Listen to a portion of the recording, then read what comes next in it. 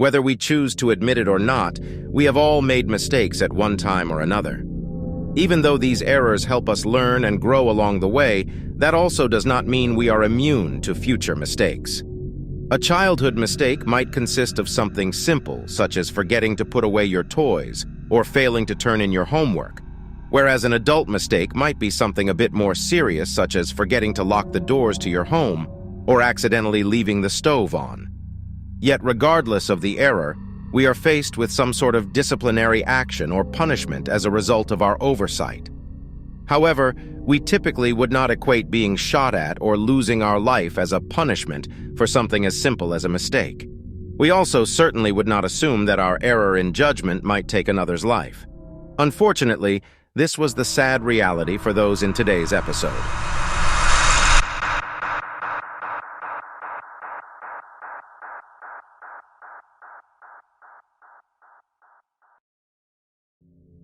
On April 13, 2023, 16-year-old Ralph Yarl's mother asked him to pick up his younger twin brothers from a friend's house located at Northeast 115th Terrace in Kansas City, Missouri.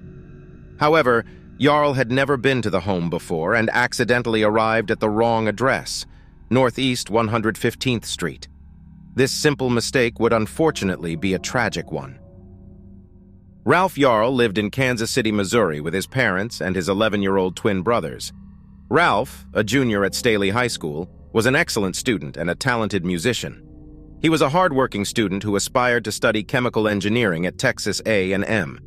He was among 330 rising high school juniors chosen to attend a prestigious program, the Missouri Scholars Academy, which is a 3-week residential program for academically gifted students. To be accepted into this program requires a nomination, and Ralph was ultimately accepted and attended. Ralph was also a clarinetist who had recently earned Missouri All-State Band recognition. Ralph was a new driver and would often help out his parents by running local errands. So on April 13th, when his mother asked him to pick up his younger brothers, Ralph was more than willing to take the opportunity to get in some practice driving. His mother, Cleo, had allowed the younger boys to attend a sleepover, but was hesitant to allow them to spend the night, so she sent Ralph to pick them up close to 10 p.m. instead. So Ralph gathered his things and hopped in his car.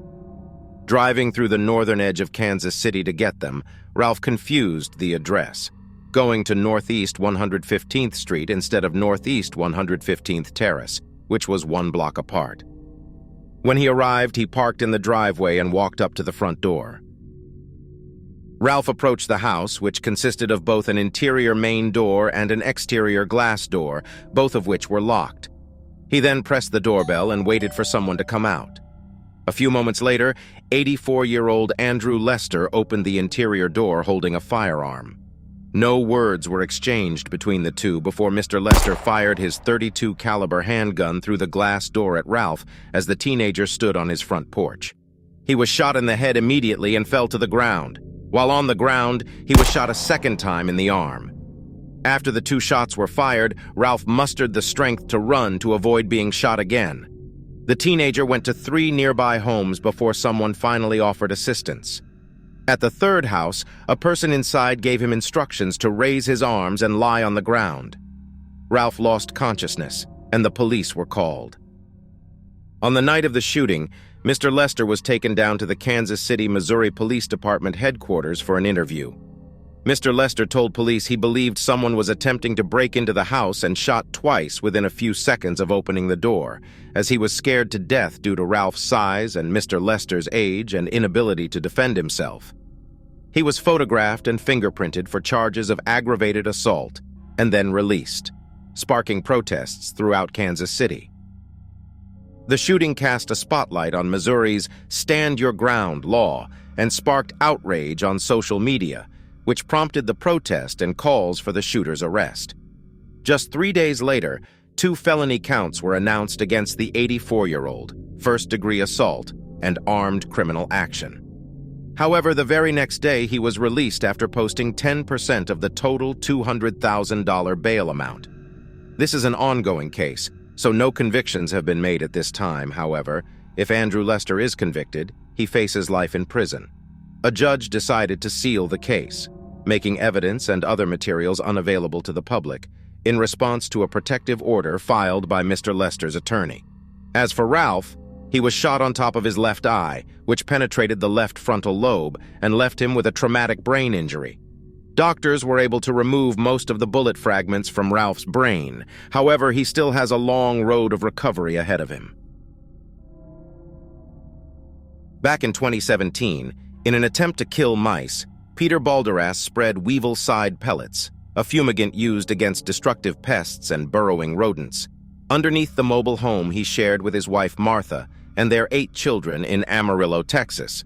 Weevil-side contains aluminum phosphide, which is so strong it is classified as a restricted-use pesticide and is only supposed to be sold to licensed professionals. Peter obtained the heavily regulated commercial-grade pesticide from a friend, Isidro Ulloa, who was not a licensed fumigator and did not inform Peter about the dangers of using the product.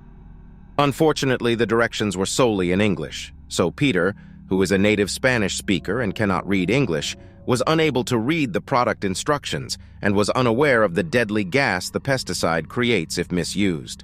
Therefore, when someone in the home complained about the smell of the pesticide, Peter crawled underneath his home and attempted to simply wash away the weevil-side with water from a garden hose. Weevil-side reacts when it is mixed with moisture, so in doing so, Peter unknowingly released phosphine gas. Phosphine is a colorless, flammable, and explosive gas at room temperature that smells like garlic or decaying fish. Exposure to phosphine may cause nausea, vomiting, stomach pain, and diarrhea. Higher exposure, however, can cause serious harm. On January 2, 2017, a friend went to the Balderas' home and called 911 after finding everyone sick. Sadly, 4 of the Balderas children, 3 boys aged 7, 9, and 11, and a 17-year-old girl, died due to complications of acute aluminum phosphide exposure, as well as pulmonary edema, 1 on scene and the other 3 at the hospital. Peter and his other 4 children were hospitalized for several days, and his wife Martha spent weeks in intensive care but survived.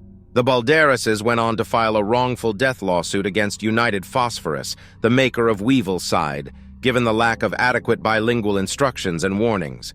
They also named his friend Isidro Ulloa in the lawsuit. On September 8, 2022, 20-year-old Fernando Solomon placed an order with DoorDash. However, when the DoorDash driver arrived, Fernando's food was delivered to the wrong duplex unit and left next door. Simply assuming there was a simple way to rectify the mistake, Fernando went next door to retrieve his food. Sadly, not only would he never receive his food, but he also would never make it back home. When Fernando arrived next door, one of the residents, 44-year-old Zaire Watson Sr., received a Ring camera notification on his cell phone. Given that he wasn't home at the time, he called his son, Zaire Jr., who was inside. Zaire Jr. went to the door and saw Fernando reach into his pocket, so he opened the door and shot him. Just after 1 a.m., deputies were dispatched to the scene and found Fernando on the ground bleeding from gunshot wounds. The deputies attempted to perform first aid and stop the blood flow until EMS arrived, but he died on the scene. Zaire Jr. was detained at the scene and admitted to the shooting. He was taken into custody and charged with aggravated assault, murder, and felony murder. As of today, the investigation is still ongoing and no further information has been released.